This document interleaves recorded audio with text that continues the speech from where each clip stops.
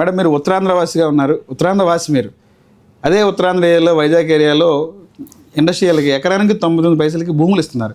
దానికి సంబంధించి కోర్టు కూడా ఆక్షేపించింది. ఎలా ఇస్తారు అనేది దీని మీద ఎలా స్పందిస్తారు పార్టీ? సార్ నేను ఎప్పుడు ఏం చెప్తాను అంటే వీళ్ళు చేస్తున్నట్టు అంటే దానికి ఇంకో విషయం, దానికి వచ్చేసి నారా లోకేష్ గారు ఏం చెప్తారంటే కంపెనీస్కి ఏదన్నా మనం రాయితీలు ఇస్తేనే కదా వచ్చేది, రాయితీలు ఇవ్వండి ఏ కంపెనీ వస్తుంది అనేది లోకేష్ గారు చెప్తారు. ఎగ్జాక్ట్లీ. ఇప్పుడు నేనేమంటున్నానంటే మీకు జనాలకు కూడా క్లారిటీ ఇవ్వాలనుకుంటుంది. అంటే ఏ రోజు జగన్మోహన్ రెడ్డి గారు కానీ లేకపోతే వైఎస్ఆర్సీపీ కానీ కంపెనీస్ రాకూడదు, లేకపోతే కంపెనీస్ని మేము అడ్డుకుంటాం అని మేము అనం. మీరు కంపెనీస్ని తెచ్చే ప్రాసెస్ తప్పు. ఇప్పుడు ఉల్ఫానో ఏదో కంపెనీ తీసుకొని వచ్చారు, అదేదో తప్పుడు కంపెనీ సార్, దాని పేరు కూడా నేను కరెక్ట్గా ఎందుకు పలకాలి, నాకు అవసరం లేదు, నేను తెచ్చారు. ఇప్పుడు డెఫినెట్గా ఒక కంపెనీని తీసుకొస్తున్నప్పుడు దాని టర్న్ ఓవర్ ఎంత, అది ఎప్పుడు, దాని ఎక్స్పీరియన్స్ ఏంటి, దాని యొక్క గ్రాఫ్ ఎలా ఉంది, ఇవన్నీ చెక్ చేస్తామా లేదా? 99 పైసలకి. ఇప్పుడు వైజాగ్లో నేను ఉత్తరాంధ్ర వాసిగా నాకు తెలుసు ఎంతెంత కాస్ట్లు ఉన్నాయి ఏంటి అని అనేది. ఏంది 60 సంవత్సరాలు 90 సంవత్సరాలు 100 సంవత్సరాలు ఎవరికి ఇస్తున్నారు సార్? ఎవరి సొమ్మిది? ప్రజల సొమ్ముని మీకు ఇష్టాసారంగా దారాదత్తంగా ఇవాళ కోర్టే ఇచ్చింది కదా చెంప చెల్లుమనేలాగా. ఎవరిని ఇన్వైట్ చేశారు, ఎన్ని కంపెనీస్ వచ్చాయి, ఎన్ని కంపెనీస్ వస్తే ఫిల్టర్ చేసి ఈ కంపెనీకి ఎందుకు ఇచ్చారు, మీ సొంత కంపెనీ అనేది ఎవరికి కోర్టుకి తెలియదేంటి సార్? తెలుస్తుంది కదా, చూస్తే 99 పైసలకి ఇవ్వడం ఏంది సార్? ఇప్పుడు మీ కాఫీయా? ఇప్పుడు మీరు కాఫీ దగ్గర ఎంత అయింది సార్? కాఫీ ఏంటిది సార్? నేనేమంటున్నాను అని అంటే రాజకీయాలు చేయండి, అవసరమైతే నేను కూడా మా పార్టీ కూడా సపోర్ట్ చేస్తుంది, సపోర్ట్ చేయకుండా ఏం ఉండం. డెవలప్మెంట్ మాకు కూడా డెవలప్మెంటే కదా సార్ కావాలి. మీరేమో జిఎస్టీ సదస్సులు మేము పెట్టినప్పుడేమో ఫేక్ సదస్సు అంటే మన లోకేష్ బాబు గారు, మీరు పట్టినప్పుడేమో బ్రహ్మాండం అంటే, ఒక్కసారైనా కూడా మొన్న వాళ్ళు G20 సదస్సు పెట్టినప్పుడు ఒక్క నెగిటివ్ ట్రోల్ చేసామా సార్ మేము? అది జగన్మోహన్ రెడ్డి గారి క్రెడిబిలిటీ, ఆంధ్ర రాష్ట్రం మీద ఆయనకున్నటువంటి ఇష్టం. కానీ మీరేం చేశారు? G20 సదస్సులో ఎన్ని బ్యాడ్ ప్రోపగండాలు చేశారు, రాష్ట్రం మీద నిందలేసింది ఎవరు? మీరే. ఇవాళ మీకు అప్పు ఎందుకు పుట్టట్లేదో తెలుసా? మీరేసిన నిందల వల్ల ఇవాళ ఆ కర్మ అనుభవిస్తున్నారు. జగన్మోహన్ రెడ్డి గారి వల్లనే ఆంధ్రప్రదేశ్కి కంపెనీలు రావట్లేదు, పెట్టుబడులు అంటే భయపడుతున్నారు అనేది సాక్షాత్తు లోకేష్ గారు చెప్తారు. మీరేమో అలా అంటున్నారు, ఏం చెప్తారు దాని గురించి? ఆంధ్రప్రదేశ్ బ్రాండ్ పడిపోవడానికి ప్రధాన కారణమే జగన్మోహన్ రెడ్డి గారు అని చెప్పి సాక్షాత్తు సీఎం గారు చెప్తారు. నిజంగా ఆంధ్ర బ్రాండ్, అమరావతి బ్రాండ్ పడిపోవడానికి జగన్మోహన్ రెడ్డి గారేనా? ఆయన వల్లనే ఆంధ్రప్రదేశ్ కంపెనీలు రావట్లేదు అంటారు, బ్రాండ్ పడిపోయింది అంటారు. సార్ నేను ఒక మాట అడుగుతాను. నీతి ఆయోగ్ ఒక రిపోర్ట్ ఇచ్చింది, పేదరిక నిర్మూలన జరిగింది జగన్ రెడ్డి గారి హయాంలోనే అని. సెంట్రల్ కూడా నిర్మలా సీతారామన్ గారు ఏం చెప్పారు అని అంటే, ఆంధ్ర రాష్ట్రం ఫైనాన్షియల్ డిసిప్లిన్లోనే అప్పులు చేస్తుంది తప్ప ఆ లైన్ దాటి అప్పు చేయలేదు అని చెప్పింది. ఎవరు చెప్పారు? కేంద్ర మంత్రి. తర్వాత పార్లమెంట్లో కూడా ఎన్ని కంపెనీలు తీసుకొచ్చారు అని అంటే 15,000 చిల్లర కంపెనీలు తీసుకొని వచ్చారు అని కేంద్ర మంత్రులు చెప్పారు. తర్వాత జిఎస్టీ పెరిగిందా లేదా, జీడిపి పెరిగిందా లేదా, మన గ్రాఫ్ పెరిగిందా లేదా అని ఆంధ్ర రాష్ట్రం యొక్క క్రైమ్ రిపోర్ట్స్ కానీ ఎవ్రీథింగ్ ఏదైనా కూడా నేషనల్ రిపోర్ట్స్ ఇచ్చినవన్నీ చెక్ చేసుకుంటే 2019 నుంచి 24 వరకు మీరన్నటువంటి జగన్మోహన్ రెడ్డి గారి బ్రాండ్ పెరిగిందా తగ్గిందా? ప్రకారం చెప్పండి. ఆయన వల్ల ఆంధ్రప్రదేశ్ బ్రాండ్ పడిపోయింది అనేది చంద్రబాబు గారు చెప్తారు. ప్రకారం చెప్పండి సార్. నోటి మాటలతో నేను 100 చెప్తాను సార్, ఈ 18 నెలల కాలంలో భ్రష్టు పట్టించారు అని. వితౌట్ రిపోర్ట్స్ నేను మాట్లాడను, on paper, with reports on paper. ఇప్పటికిప్పుడైనా నా ఫోన్లో చూపించమంటే 100 చూపిస్తాను నేను, మీరు నాకు ఆ టైం ఇస్తే. సో నేను ఏమంటున్నానంటే విత్ రిపోర్ట్స్తో చూపించండి, చూపించకుండా గాలి మాటలు నోటి మాటలు మాట్లాడొద్దు. మొన్న మాట్లాడినట్టు 14 లక్షల కోట్లు అప్పంటారు, అదే అసెంబ్లీలో ఇప్పుడు వచ్చేసి 5.5 లక్షల కోట్లు అప్పంటుంటారు. ఏం సార్ ఇలా ఎందుకు సార్? చంద్రబాబు నాయుడు గారు 14 లక్షల కోట్లు అన్నారు, ఇప్పుడేమో 5.5 లక్షల కోట్లు అప్పు అంటున్నారు. దానికి ముందు మీరే 2.5 లక్ష కోట్లు అప్పు చేశారు కదా అంటే ఏమంటున్నాడు?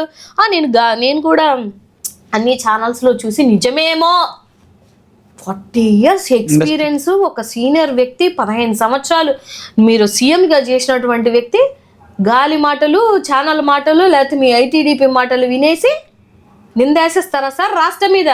మీరేస్తుంది నింద జగన్మోహన్ రెడ్డి గారి మీద కాదు, ఆంధ్ర రాష్ట్రం మీద మీరు వేశారు నింద. శ్రీలంక అయిపోతుంది అన్నది జగన్మోహన్ రెడ్డి గారి మీద కాదు, ఆంధ్ర రాష్ట్రం మీద వేశారు నింద. డెవలప్మెంటే లేదు, అప్పుల పాలైపోతుందని చెప్పింది జగన్మోహన్ రెడ్డి గారి మీద కాదు, ఆంధ్ర రాష్ట్రం మీద, ఆంధ్ర రాష్ట్ర యువత మీద మీరు దెబ్బ కొట్టారు. ఇవాళ వచ్చి నీతి మాటలు చెప్పి శుద్ధపూసల మాటలు చెప్తానంటే ఎవరు వింటారు సార్? ఎవరు వింటారు?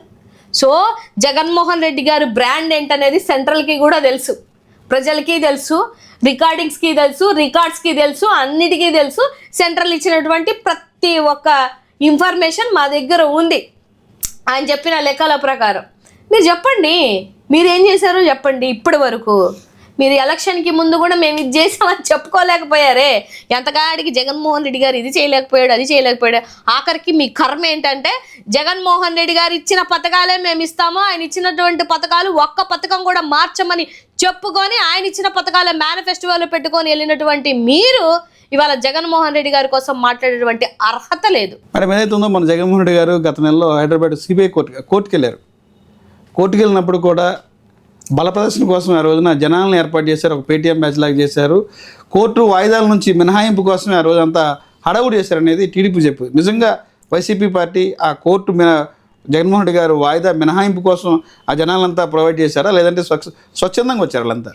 సార్ జగన్మోహన్ రెడ్డి గారు ఒక పిలిపిస్తే పరిస్థితి ఏంటి అంటే ముందుగానే ప్లాన్ చేశారు, ఎయిర్పోర్ట్కి ఎంతమంది రావాలి, ఆన్ ద వే ఎంతమంది రావాలి, ఆ చెక్ పోస్ట్ ఎంతమంది రావాలి, అదంతా ఒక పక్కా ప్లాన్ తోనే జరిగింది అనేది ఆయన ఏదైతే జగన్మోహన్ రెడ్డి గారు ఆ రోజు కోర్టుకి వెళ్ళారో విదేశాల్లో నిలిచిన తర్వాత టీడీపీలో ఉన్నటువంటి ముఖ్య నాయకులు అందరూ కూడా ప్రెస్ మీట్ పెట్టి విమర్శించారు. సరే నేను ఒక మాట చెప్తాను సార్, వాళ్ళు పచ్చ మీడియాలో ఆల్రెడీ డిబేట్ పెట్టుకున్నారు కదా, ముందు రోజు ఆ తర్వాత రోజు కూడా జగన్మోహన్ రెడ్డి గారు కేసులు వచ్చేసాయి, ఆయన కేసులన్నీ మీద పడిపోతున్నాయి, ఆయన అరెస్ట్ అయిపోతాడు, ఏదో జరిగిపోతుంది అనే కదా వేసారు. లోపలేస్తారని కూడా వచ్చింది, వేసారు. వాళ్ళ తమ్మునేల్స్ చూస్తే తెలిసిపోతుంది కదా.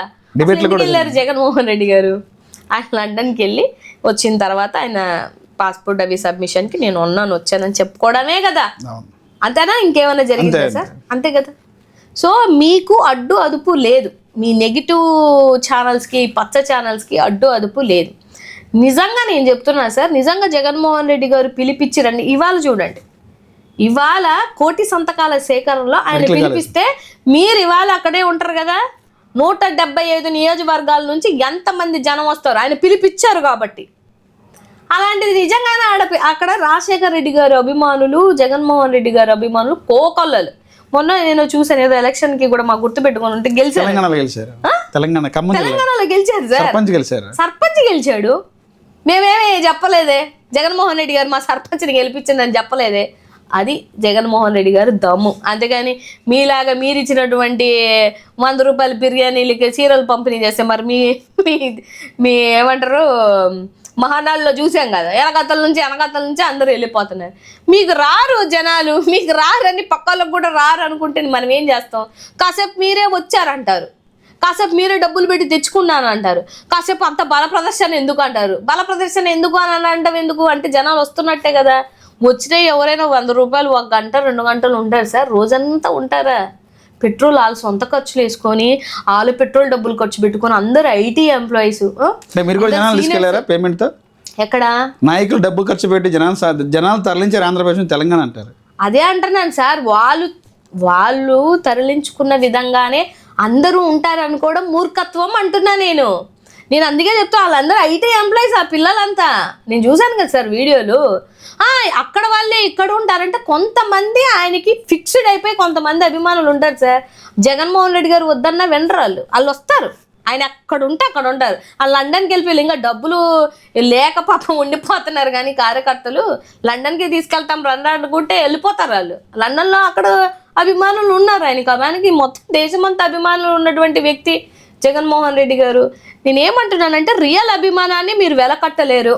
మీకు అట్లాంటి అభిమానం అంటే ఏంటో మీకు తెలియదు. మీరు డబ్బులు ఇచ్చి తెచ్చుకునేటువంటి అభిమానం మీలాగా అందరికి ఉంటుందని అనుకోకూడదు. ఓడిపోయిన ముఖ్యమంత్రి వెనకాతల అంతమంది ఎందుకు సార్ వస్తారు?